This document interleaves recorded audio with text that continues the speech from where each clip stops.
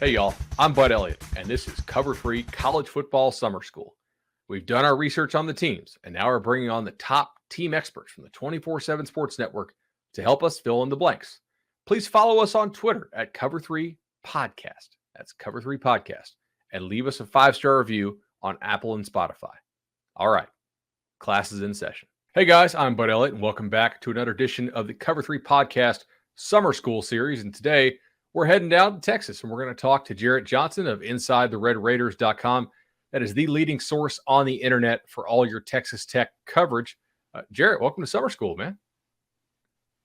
Thanks for having me, Bud, man. It's really exciting to be on this. This is a great podcast y'all do. No doubt about it. We're learning a lot about all the teams here this summer. And, Texas Tech was an interesting team for me last year. I bet the over on their win total, and that cashed. And they fired their head coach and got a new coach. And I got to tell you, Jarret, that doesn't happen often. Like, teams don't usually exceed the Vegas expectation and then also make a coaching change. But they had a chance to go get Joey McGuire, and they felt that was the direction needed to go.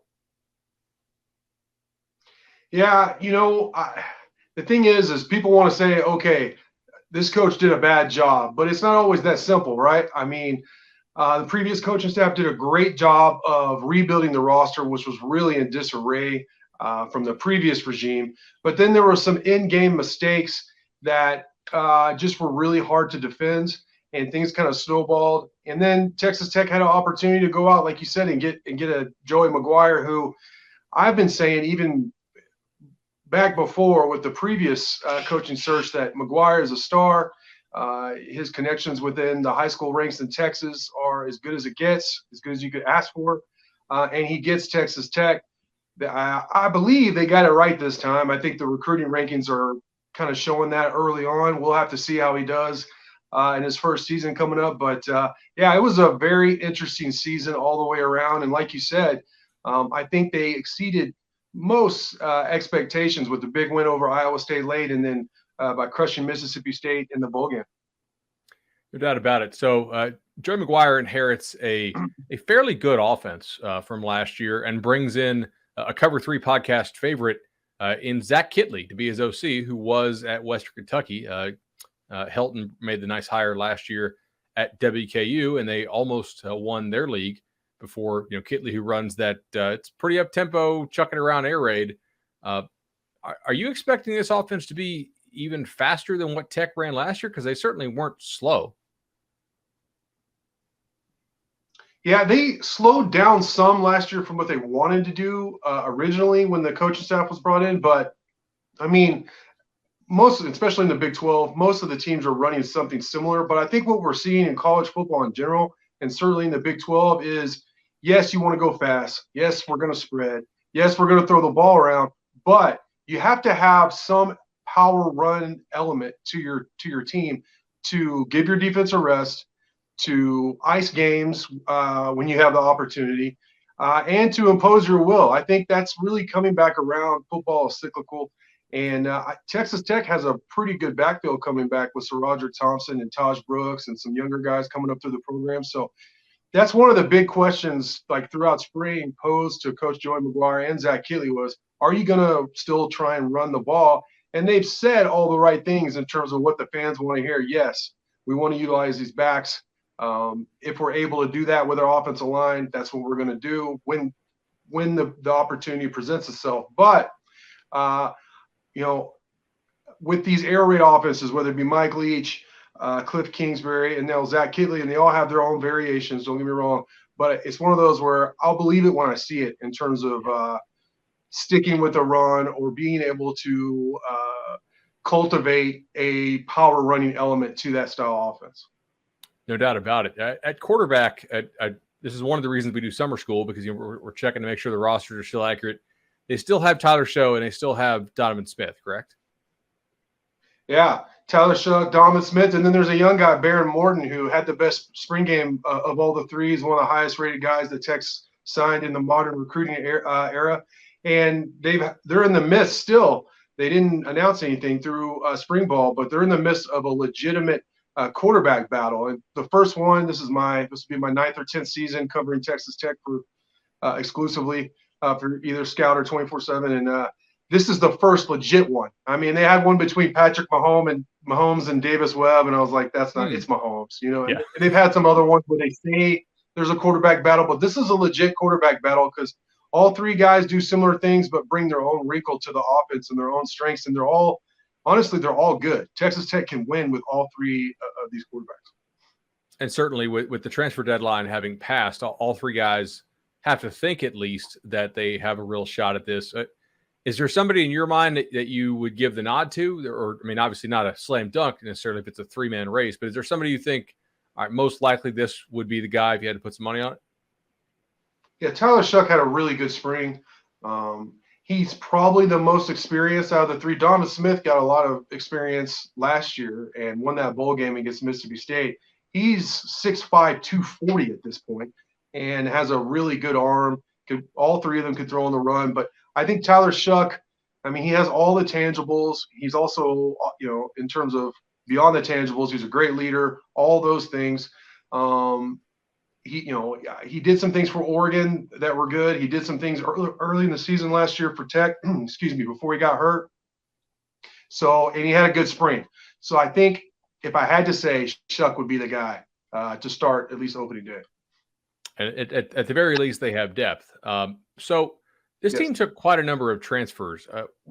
Who are the transfers that you feel will have the greatest impact that college football fans out there need to know about? Yeah, linebacker Dimitri Moore. He actually played for Coach McGuire way back in the day at Cedar Hill there in the Metroplex in high school. I saw him play some when I was at the 4-Star Telegram covering high school ball. He's a very talented linebacker who was an all-SEC freshman player, led Vanderbilt coming out of high school in tackles his sophomore year. Then he had some off-the-field adversity, lost his grandfather, had a couple of injuries, hamstring injuries really hold him back. Transferred to Missouri State, had an okay season, but I know this guy has the potential. I know he's hungry. I think he's going to start. Well, he is, more than likely, unless he's hurt or something. He's going to start next to Krishan Merriweather, a returning veteran at inside linebacker. And I think Dimitri Moore will either lead the team in tackles or be right up there second or third, so he's really good. Cole Spencer is an offensive lineman. He played tackle at Western Kentucky. For Zach Kidley, he was an all-conference USA performer. I expect him to start at right guard, and that's a position of need. If there's a position of need at Texas Tech, I'm sure we'll talk about it later, but it's offensive line, and Cole Spencer is expected to step in there and be a good player for them at right guard. And their offensive line last year was okay, if I recall, right? Like maybe not amazing, but not. That's a good description. Yeah, it was okay. Okay. Should they? Are you projecting improvement this year, or just status quo, or are they trying to avoid a backslide? What's kind of your read there? They have good numbers. They don't have a lot of proven guys. They have Caleb Rogers, who started a lot of games, mostly at right tackle, playing left tackle. He's a leader on the team, a captain, good player. Weston Wright is slotted in at left guard next to him. He started for 2 seasons at guard, a couple of spots. Very big dude, very good in the running game, not a liability as a pass protector either. So you feel really good about those 2 spots. But they're replacing Dawson Deaton, who went to the NFL. He was drafted, I believe, in the 7th round. He was a 3-year starter at center, so that's a big hole. The guy they had started almost all spring, Clayton Franks, entered the transfer portal. They brought in a 2-year starter from New Mexico named Cade Briggs, who's expected to take over the center spot. But then at right tackle, you have 4 or 5 guys who are fighting for it. And my wild card there is Ethan Carr. He's 6'8", 315, very athletic. He's supposed to be a really good golfer, actually. He's supposed to have a heck of a swing, which I don't know how that's possible at that size. But he started at least almost like a whole season a couple years ago at left tackle. Had some growing pains, had some good games, some bad games. But I think he is somebody who he's healthy now. He could sneak in there and take that right tackle spot despite some other guys who have transferred in from all over the country who are also vying for that right tackle spot. Nice. So I saw defensively, Tim DeRuyter takes over as the defensive coordinator. He was at Oregon? I kind of know him as like the Air Force and A&M guy. DeRuyter takes over. They were not the worst defense in the world last year, but certainly not a team strength. I guess we could say. Right up front, like, am I wrong to be excited about like Miles Cole and Sam Carell? No, they have some returning guys. They have some quality players. I'm not saying all conference players, but they have proven veterans who can play college football at this level, and they have depth for the first time. And I think that's really what they're keen on. And DeRuyter, I love this about DeRuyter, and I've really loved what he's shown, what he showed throughout the spring, what he said about rotating a lot of guys in there and building depth, a true two deep, which has really been the problem as much as anything for Texas Tech. I mean, yes, talent, but just depth in general, which is what separates, the best teams in Power 5 football. So I think they have an opportunity to do that, and especially up front. There's Jalen Hutchings at nose is a really good player. He was a guy who ran for almost 1,000 yards as a running back in high school back in the day. He's, obviously he's like 300 and something pounds now, but he's very athletic at his size. Tony Bradford's another guy. He played for a great high school football program, came in and played immediately as a freshman. Now he's been in the program for several years. Very strong guy, very experienced. So, some of the other guys, I think the edge rush position has been a problem. Tech hasn't been able to create a lot of pressure on the quarterback and affect the quarterback on a consistent basis without sending the blitz. Some of those guys, Robert Wooden, who transferred in from Virginia Tech, Josiah Pierre, who transferred in from Florida, some of those guys are going to really have to step up. And really how the defense plays might depend on if they can get that consistent pressure without having to blitz a lot. For sure. Secondary wise, last year consistency was a bit of a problem. Are you expecting growth from this group this year? Or can they just stay the same, or is it a backslide effort? What are you projecting there? I think this is going to be one of the better secondaries, especially at safety, than they've been in a long time. Dadrian Taylor, they call him Rabbit. I'm just used to calling him Rabbit. He's a big part. He's quietly become one of Texas Tech's best players. He's the kind of guy that, like, even against Texas, where it seemed like Tech could get no stop, couldn't stop Texas from just running down the throat. He actually came up with an interception in the end zone, made a couple of big hits. He was consistently good at safety last year and got better throughout the year. Reggie Pearson was a player who started his career at Wisconsin, was one of their better players as a redshirt freshman on, I think, a team that went to the Rose Bowl, and very physical player, but who's also good in coverage. He had an illness that sidetracked him, and he actually couldn't get cleared by Wisconsin's doctors, but got cleared by 3 independent doctors and Texas Tech doctor before he transferred in last year. When healthy, he was really good. He was really good in the bowl game. Just really adds a physicality that maybe we haven't seen from Tech over last decade or so for most of the years. And then they have a guy, Marquise Waters, who was a standout for Duke for like 3 or 4 years. Had a really good start to last year, but hurt his shoulder, missed most of the year, got that year back, and he's going to play kind of a hybrid linebacker safety position that we see all over college football now. And just a really good core of those 3 guys on the field at the same time, which I think is going to clean up a lot of mistakes and create a lot of turnovers for the Raiders. Awesome. So I leave this interview feeling pretty good about Texas Tech. And then I look at the schedule, and this is not an easy start. That's it. Murray State, for sure. That's a dub. But hosting Houston, then having to travel to NC State, which, I'm an ACC guy. They probably should have the best team they've had in 2 decades. Texas, at Kansas State, at Oklahoma State, and then finally a bye week. Bye week. And then the second half is more manageable. That's a rough start. It really is. And how this goes. I've been trying to tell fans, like, there's so much excitement, and rightfully so, behind the Joey McGuire era. And I'm sure McGuire would disagree with me, but just from my vantage point, I'm trying to tell fans, look, it's going to be very difficult to start. Now, as you mentioned, Murray State, I mean, if you don't win that game, what are we talking about to open the season for? Then you have Houston coming in. And look, Texas beating Houston, I think, 4 times in a row. That doesn't mean they're going to win this game.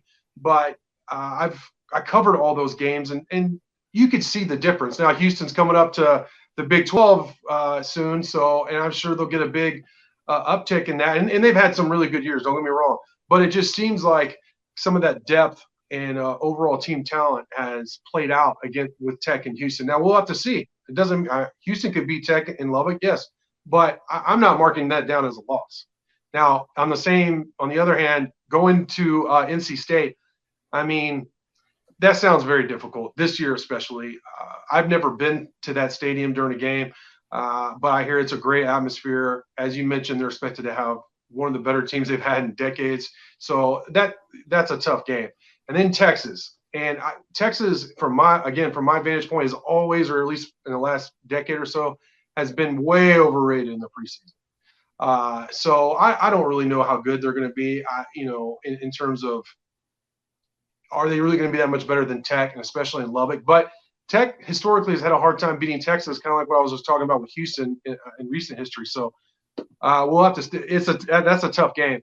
Kansas State has had Tech's number, so that's a tough game. And then Oklahoma State, Tech's actually, after a long dry spell of Oklahoma State just handling Tech has battled with Oklahoma State, upset the Cowboys a couple times when they were the top 25 in the last 4 years. So, to me, if you could somehow split or win 4 of those, then, I mean, look out. It's going to be a great year. But I expect them to probably split those 6 games, go into the bye, and then, okay, where are we before they start the rest of the Big 12 schedule?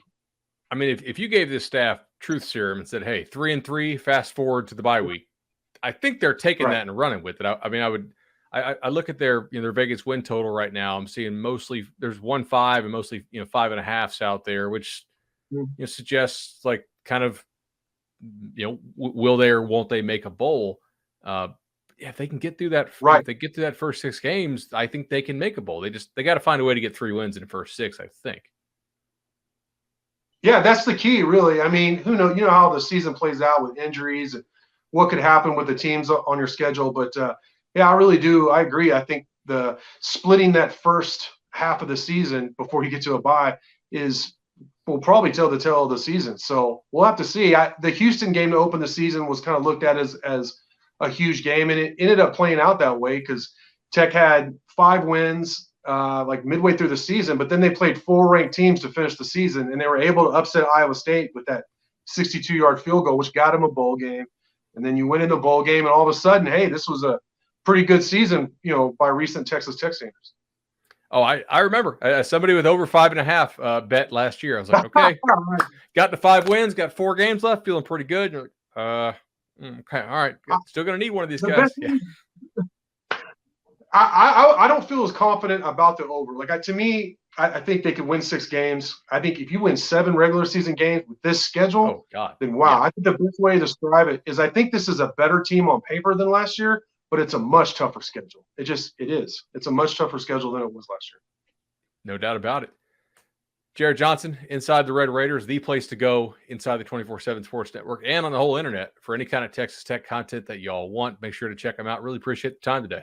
All right, that's the bell. Cover 3 College Football Summer School is over for today, but don't worry. We'll be back soon with even more episodes filling you in on the top teams in college football. Please give us those 5-star reviews on Apple Podcasts and Spotify. Follow us on YouTube and on Twitter at Cover 3 Podcast, and we'll see y'all soon.